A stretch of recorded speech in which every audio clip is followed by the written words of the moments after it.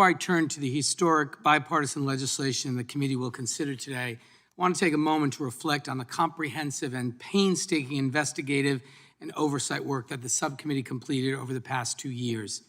By every measure, the committee's digital markets investigation stands as one of the most extensive and in-depth antitrust investigations in the history of Congress.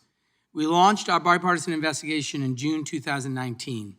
Since then, we held a total of 10 legislative and oversight hearings and 17 member roundtables and briefings. We heard direct testimony from the CEOs of Google, Amazon, Apple, and Facebook for nearly 6 hours. All told, 56 witnesses testified before the subcommittee or committee. We interviewed more than 240 market participants and received written submissions from 60 leading antitrust experts and scholars.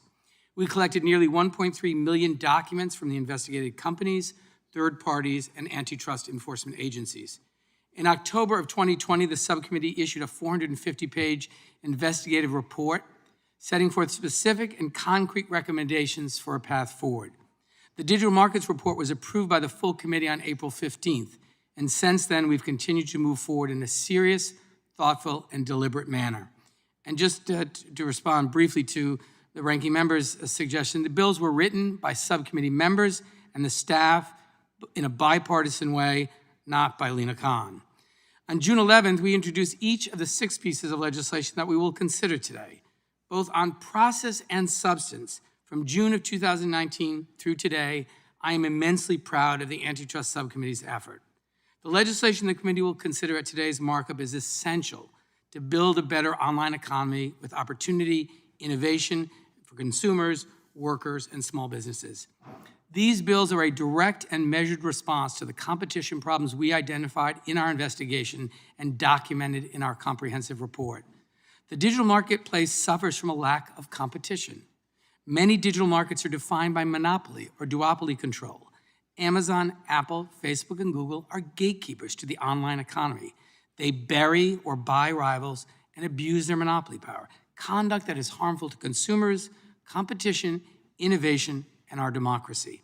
In testimony, submissions, and numerous interviews with subcommittee staff, businesses of all types and sizes described how dominant platforms exploit their gatekeeper power to charge exorbitant fees, advantage their own products and services, impose oppressive contract terms, and extract valuable data from the people and businesses that rely on them. Over and over, words like fear, bullying, and hardship came up in interviews.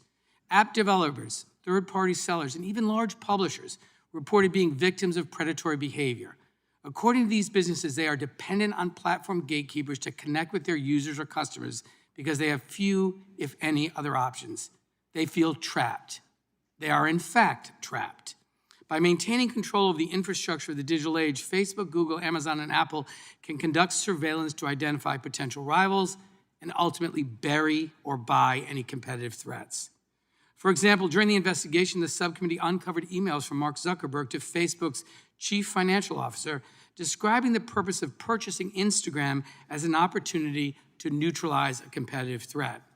Before his company was acquired, the co-founder of Instagram told an investor that he was worried Mr. Zuckerberg would go into, quote, destroy mode, end quote, if he refused to sell the company.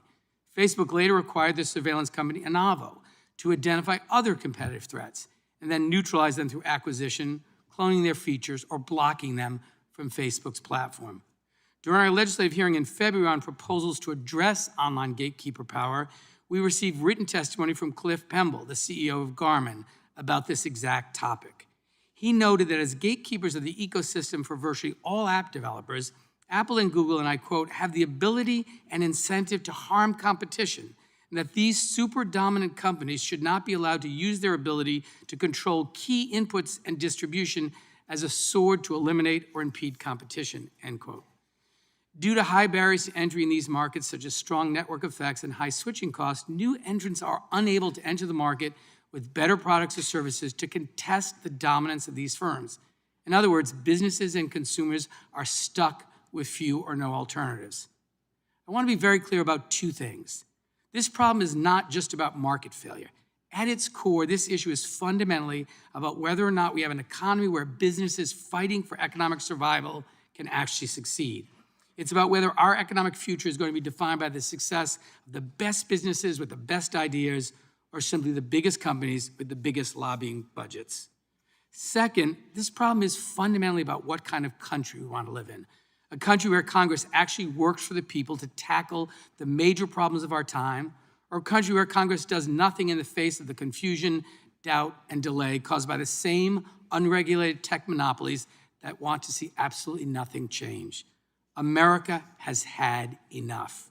According to multiple surveys over the past year, Republicans and Democrats agree on an overwhelming basis that these companies have too much power and that Congress must curb their dominance. As Chairman Nadler has said, we must answer that call. Today's legislative package is the start of that effort. And I want to just particularly acknowledge the members of the subcommittee on both sides of the aisle for the seriousness in which they have conducted this work and the report that was generated and the legislation that we're considering today. The first bill we will consider is H.R. 3843, the Merger Filing Fee Modernization Act of 2021. This is a common sense bipartisan legislation that will provide a much needed update to the fee schedule for mergers that require review by the Federal Trade Commission or the Department of Justice. This bill updates merger filing fees for the first time in more than 2 decades to ensure that our antitrust agencies have the resources they need to enforce the law against the wealthiest companies the world has ever known. The updated fee structure ensures that companies proposing the largest transactions will pay more because these transactions are likely to consume more agency resources. On the other hand, companies with transactions under $500 million will pay less under this bill than they currently do. Earlier this month, this legislation was adopted by the Senate. It was previously approved by a voice vote in the Senate's Judiciary Committee. And I want to thank Mr. Neguse for his leadership on this legislation, and I encourage my colleagues to support this bill, and I yield back. Gentleman yields back.